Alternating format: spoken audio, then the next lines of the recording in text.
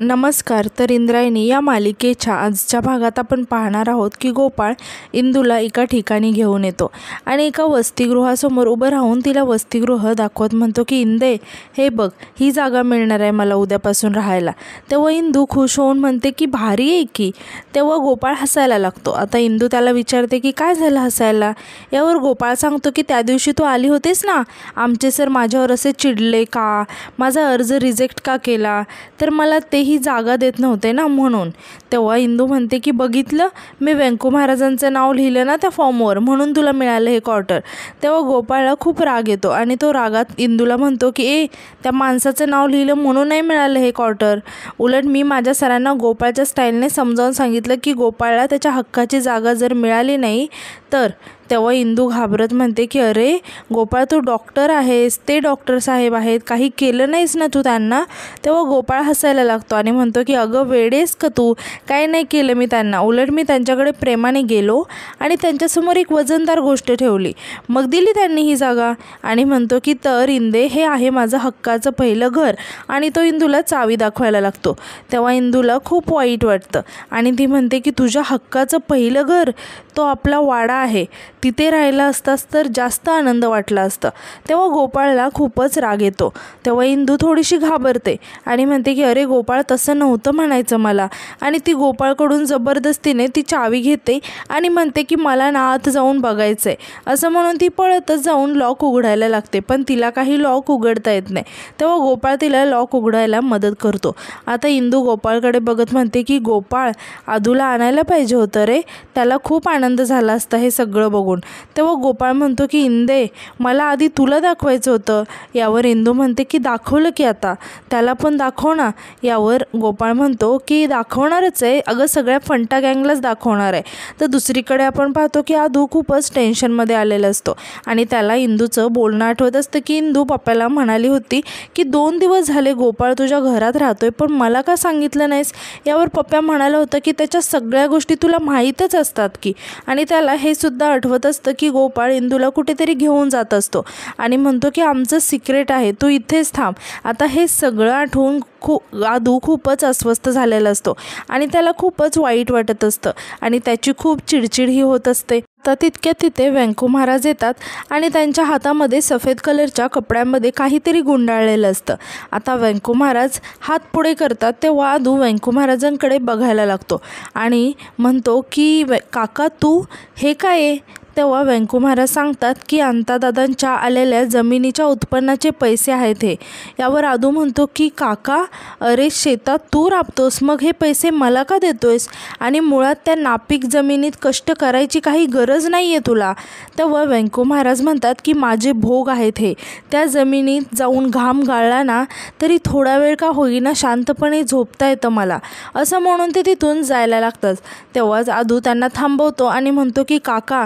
तेव्हा व्यंकू महाराज आदूकडे बघायला लागतात. आता आदू व्यंकू महाराजांना म्हणायला लागतो की द्यायचीच असेल तर एक गोष्ट देशील मला.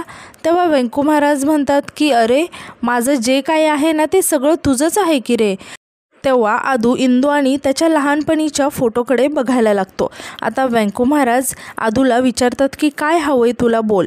तेव्हा आदू म्हणतो की त्या गोष्टीशिवाय मी नाही जगू शकत रे काका, ती गोष्ट मला पाहिजेच. आणि तो इंदूच्या लहानपणीच्या फोटोकडे बघायला लागतो. आता व्यंकू महाराज आदूला विचारतात की अरे अशी कुठली गोष्ट आहे माझ्याकडे, असेल ना तर आनंदाने ती मी देईल तुला, तुला हवी तेव्हा तू माग माझ्याकडून. विठुरायाची शपथ घेऊन सांगतो तुला, देऊन टाकीन मी तुला. आणि ते तिथून निघून जातात. आता आदू इकडे खूपच टेन्शनमध्ये आलेला असतो आणि तो इंदू आणि त्याच्या लहानपणीच्या फोटो फ्रेमकडे बघत असतो. आता तो ती फोटो फ्रेम हातात घेतो आणि त्यातील तो इंदू आणि त्याचा लहानपणीचा फोटो बाजूला करतो, तर त्याच्या पाठी मोठ्या इंदूचा फोटो असतो. आता आदू त्या फोटोकडे बघायला लागतो आणि म्हणतो की व्यंकू काका, मला इंदू पाहिजे, ती पण कायमची. तर आता यानंतर आपण पाहतो की सुशीला, करिश्मा आणि इंदू जेवण करत असतात. करिश्मा मात्र खूपच भरभर जेवत असते. तेव्हाच इंदू करिश्माकडे बघायला लागते आणि तिला म्हणते की ताई अगं हळू खा, ठसका लागेल. तेव्हा करिश्मा इंदूला काहीतरी बोलायला जाणार तितक्यात तिला ठसका लागतो. आता सुशीला करिश्माला पाणी देते आणि रागाने इंदूला म्हणायला लागते की झालं का, झालं तुझ्या मनाचं समाधान, माझ्या लेकराला लागला ना तुझ्यामुळे ठसका, सूड घे नुसता आमचा. तेव्हा इंदू म्हणते की अगं आत्या असं का बोलतेस, मी काय केलं आता. तेव्हा सुशीला म्हणते की माझ्या नवऱ्यानं एवढ्या रक्ताचं पाणी करून पैसे पाठवले होते, तुझ्यामुळे चुलीत गेले, राख रांगोळी झाली पैशांची आणि एक नोटसुद्धा शिल्लक नाही राहिली. तेव्हा इंदू सुशीलाला म्हणते की आत्या तुलाही माहिती आहे ना की ते पैसे कोणी चोरले आणि कुणी जाळलेत, ते उगाच माझा संबंध नको जोडू तिथे. यावर सुशीला म्हणते की संबंध जोडू नको, असं कसं काय जोडू नकोस, तू वरचेवर ठेवले ना ते पाकिट. म्हणून करिश्मा आणि ती शांत बसते आणि रागाने इंदूला म्हणते की हे बघ इंदे, कोणी नेलं, कसं नेलं, कधी नेलं याच्याशी काही संबंध नाही आहे, महत्त्वाचं हे आहे की तुझ्यामुळे गेलं. आणि म्हणते की मला आता काही ऐकायचं नाही आहे, तू कुठूनही 15,000 रुपये आणून द्यायचे मला. तेव्हा इंदू खूप टेन्शनमध्ये येते आणि सुशीलाकडे बघायला लागते आणि म्हणते की 15,000 मी कुठून आणू आणि मुळात मी का आणू आत्या, माझी काही चूक नाही आहे. तेव्हा सुशीला रागाने इंदूला म्हणते की इंदे मला तुझं काही ऐकायचं नाही आहे, माझं डोकं आधीच खूप गरम झालं आहे, तू उगाच प्रश्न विचारायचे नाहीत. तर उद्या दुपारपर्यंत तू पैसे आणून दिले नाहीत ना तर असं म्हणून ती इंदूच्या समोरील जेवणाचं ताट उचलते आणि म्हणते की तुझं जेवण बंद. तेव्हा इंदूला खूप वाईट वाटतं आणि ती सुशीलाला म्हणते की आत्या अगं वाढलेलं तरी खाऊ दे ना. तेव्हा सुशीला म्हणते की आधी पैसे आणि असं पण उपाशी राहायची सवयच आहे तुला लहानपणापासून, कारण उपाशी राहिल्याशिवाय तू काम पण करत नाही ना, जा आधी पैसे आण. तेव्हा इंदू रागातच तिथून उठून निघून जाते. आता इंदू गेल्यावर सुशीला करिश्माला म्हणते की बरं झालं तरी तिची बाजू घ्यायला तिचा आत्तोबा नाही आहे. आता यानंतर आपण पाहतो की इंदू विठुरायाच्या मंदिराबाहेर उभी असते आणि तिला आठवत असतं की सुशीला लहानपणीसुद्धा तिला कशी छळत होती आणि तिला जेवायला द्यायची नाही. हे सगळं आठवून इंदूला खूपच वाईट वाटत असतं आणि तिला हेही आठवतं की मगाशीच तिला सुशीलाने जेवणावरून उठवलं होतं. हे सगळं इंदूला आठवून इंदूला खूपच वाईट वाटत असतं. आता अचानक इंदूला कोणीतरी आल्याचा भास होतो. तेव्हा इंदूला असं वाटतं की व्यंकू महाराजच आले आणि ती खूप खुश होते आणि व्यंकू महाराज असं म्हणून ती पाठी बघायला लागते. तर व्यंकू महाराज नसून मोठ्याबाई इंदूच्या पाठीमागे उभ्या असतात. आता मोठ्याबाई इंदूला म्हणतात की मोठ्याबाई काय झालं, मला पाहून हसू विरलं का चेहऱ्यावरचं. तेव्हा इंदू म्हणते की नाही तसं काही नाही. यावर मोठ्याबाई विचारतात की मग का रडत होतीस गं, तुझ्या आत्तोबांच्या कष्टाचे पैसे जळाले त्याचं वाईट वाटत असेल ना, पण त्यातनं तुझी चूक आहे. असं बाहेर वेंदळ्यासारखं पैसे कोणी ठेवतं का. तेव्हा इंदू म्हणते की विठुरायासमोर ठेवले होते. यावर मोठ्याबाई इंदूला म्हणतात की विठुराया काही कुणाची तिजोरी आहे का, हे असं भेदभाव करतेस बघ तू, म्हणजे ते बचत गटाचे पैसे कपाटामध्ये आणि आत्तोबांनी एवढ्या कष्टाने जमवलेले पैसे असे उघड्यावर. आणि तूच मला सांग की पैसे नसताना सुशीला महिना कसा काढणार. तू लहानपणी सुद्धा अशीच बेजबाबदार होतीस आणि आत्ता सुद्धा बेजबाबदारच आहेस.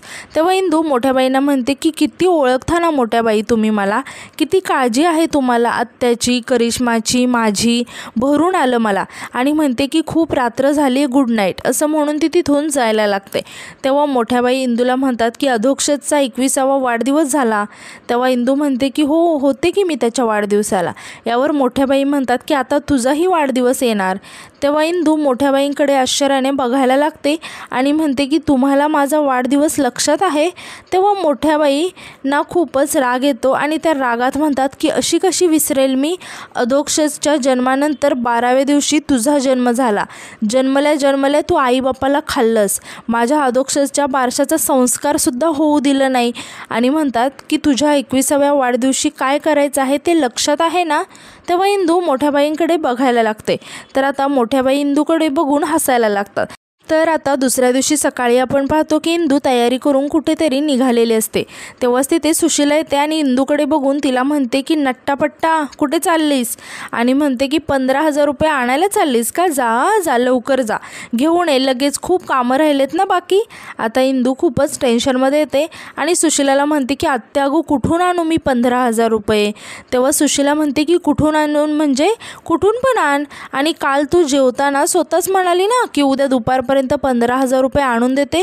तेव्हा इंदू खूप शॉक होते आणि सुशीलाला म्हणते की मी कधी म्हटलं असं. तेव्हा सुशीला नाटक करत म्हणायला लागते की म्हणजे मी खोटं बोलते का, ते काय मला माहिती नाही, कुठे पण जा आणि 15,000 रुपये आणून दे. तेव्हा इंदू म्हणते की आत्या अगं इतक्या कमी वेळात कुठून आणू मी 15,000 रुपये. यावर सुशीला म्हणते की नाही जमणार का, म्हणजे आज दिवसभर आम्हाला उपाशीच राहावं लागेल. आणि म्हणते की इंदे असं कर, आज काय पैसे आणू नकोस, उद्या दुपारपर्यंत आण. तेव्हा इंदू सुशिलाला समजवायला लागते की आत्या अगं. तेव्हा सुशिला इंदूला थांबवत म्हणते की काही बोलू नकोस हा, तुझा जा आणि आधी पैसे आणून दे आता. आणि ती इंदूला बाहेर जायला सांगते आणि म्हणते की पैसे आणून दिल्याशिवाय घरी येऊ नकोस बघ. तर आता यानंतर आपण पाहतो की इंदू कुठेतरी निघालेली असते.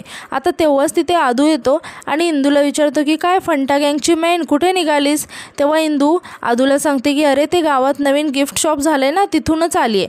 तेव्हा आदू इंदूला म्हणतो की अरे बापरे, शॉपिंग मस्त खरेदी चालली आहे, अगदी पिशवी तुटेल अशी. तेव्हा इंदू म्हणते की आपल्या माणसासाठी घेतलेल्या वस्तूंचं वजन लागत नसतं आदू. तेव्हा आदू खुश होऊन म्हणतो की आपल्या माणसासाठी म्हणजे माझ्यासाठी. यावर इंदू सांगते की अरे गोपाळसाठी घेतलंय. तेव्हा आदूला थोडंसं वाईट वाटतं. आता इंदू सांगते की त्याला क्वार्टर मिळालेत ना, म्हणून मी गिफ्ट घेतलं त्याच्यासाठी. आता आदू इंदूला म्हणतो की पण इंदे गोपाळ दादाला मिळाले ना क्वार्टर्स, तुला नाही मिळालं एवढा उत्साह दाखवायला. तेव्हा इंदू म्हणते की आपला बेस्ट फ्रेंड आहे ना, मग आनंद तर होणारच ना, आणि विचारते की तुला नाही झालं का. तेव्हा आदू म्हणतो की नाही झाला. यावर इंदू विचारते की असं का बोलतोयस रे. तेव्हा आदू सांगतो की जो व्यक्ती स्वतःचं घर सोडून दुसरीकडे राहायला निघालाय त्याचं कौतुक नाही करत मी. यावर इंदू म्हणते की तो जरा हट्टी आहे, मनाला जे हवं ते करतो, सगळं मान्य आहे, पण आपला आहे ना रे तो. आणि म्हणते की आदू विठुरायाने त्याला त्या पुण्यातून विठूच्या वाडीत आणलंय ना, आणि विठुरायाच त्याला या घरात सुद्धा परत आणेल एक दिवस बघ. आणि तो पुण्यात असताना कसा वागायचा माहिती आहे ना तुला. उलट इथे आलाय तर आपल्याला रोज दिसतोय, त्याला बोलता येते आपल्याला, यातच मला आनंद होतोय. आता आलाय ना तर परत त्याला सोडणारच नाही बघ. त्याला असं घट्ट धरूनच ठेवते आणि म्हणते की बरं चल जाऊ दे, जाऊ का मी, मला उशीर होतोय. तेव्हा आदू इंदूला म्हणतो की अगं थांब ना, माझ्यासाठी पण शॉपिंग करूया ना आपण, चल. तेव्हा इंदू म्हणते की आदू अरे नंतर जाऊया ना आपण, खूप गडबडीत आहे मी, असं म्हणून ती तिथून निघून जाते. तेव्हा आदू इंदूकडे बघायला लागतो आणि त्याला खूपच वाईट वाटलेलं असतं. तर दुसरीकडे आपण पाहतो की व्यंको महाराज पोथी वाचत असतात. आता तेव्हाच तिथे मोठ्या बाई येतात आणि व्यंको महाराजांना विचारतात की व्यंकट भाऊजी जरा येऊ का. तेव्हा व्यंको महाराज मोठ्या बाईंकडे बघायला लागतात आणि म्हणतात की वहिनी अहो या की. तेव्हा आता मोठ्या बाई व्यंको महाराजांना विचारतात की घटकाभर बोलता येईल का. तेव्हा व्यंको महाराज म्हणतात की बोला की. आता मोठ्या बाई तिथेच एका खुर्चीवरती बसतात आणि मोबाईलमध्ये काहीतरी बघत म्हणतात की हे पहा, ते इंटरनेट सेन्सेशन मोहाडीकर महाराज त्यांचं कीर्तन, हे पहा शिकण्यासारखं आहे. तेव्हा व्यंको महाराज म्हणतात की मोहाडीकर महाराज, आणि ते थोडेसे शांत होतात आणि मोठ्या बाईंना म्हणतात की ठीक आहे, आणि म्हणतात की आहे त्याची मला कल्पना आहे. तेव्हा मोठ्या बाई म्हणतात की प्रसिद्ध आहेत ते. यावर व्यंको महाराज म्हणतात की प्रसिद्ध आहेत ते खरंच आहे, महत्त्वाचे सगळे विषय सोडायचे.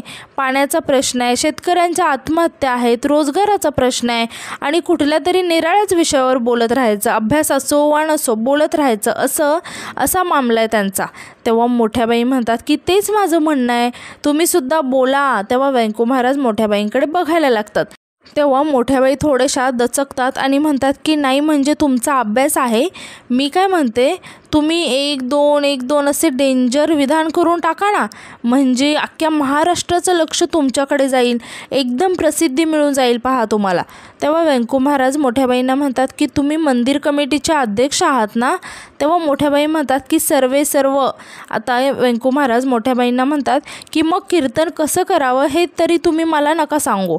तेव्हा मोठ्याबाईंना खूपच राग येतो. आता व्यंको महाराज म्हणतात की नाही म्हणजे तुम्हाला त्यातलं काही कळत नाही, तुम्हाला त्यातलं ज्ञान नाही आहे, असं म्हणून मी तुमचा अपमान नाही करत आहे. कीर्तनकाराने किंवा कलाकाराने काय बोलावं हे कोणीच त्यांना सांगू शकत नाही, मी त्या मताचा आहे. यावर मोठ्याबाई म्हणतात की कीर्तनकाराने पण हे लक्षात ठेवावं की आपल्या कीर्तनाला लोक येत नाहीत कारण आपण काळाबरोबर चालत नाही. यावर व्यंको महाराज काहीच बोलत नाहीत. आता मोठ्याबाई म्हणतात की अहो इंटरनेटचा काळ आहे, ते व्ह्यूज की काय म्हणतात ना, आता तुम्हीच मला सांगा की आता आपण तुमचा एखादा व्हिडिओ काढून इथे इंटरनेटवर टाकला तर कोणी बघेल का. तो पाहायला पाहिजे सर्वांनी, तर तुम्हाला मान मिळेल ना, प्रसिद्धी मिळेल, कीर्ती मिळेल. तेव्हा व्यंको महाराज मोठ्याबाईंसमोर हाताने ॲक्शन करत म्हणतात की आणि पैसे पण. तेव्हा मोठ्याबाई खूप शॉक होऊन व्यंको महाराजांकडे बघायला लागतात. आणि आजचा भाग इथेच संपतो. धन्यवाद.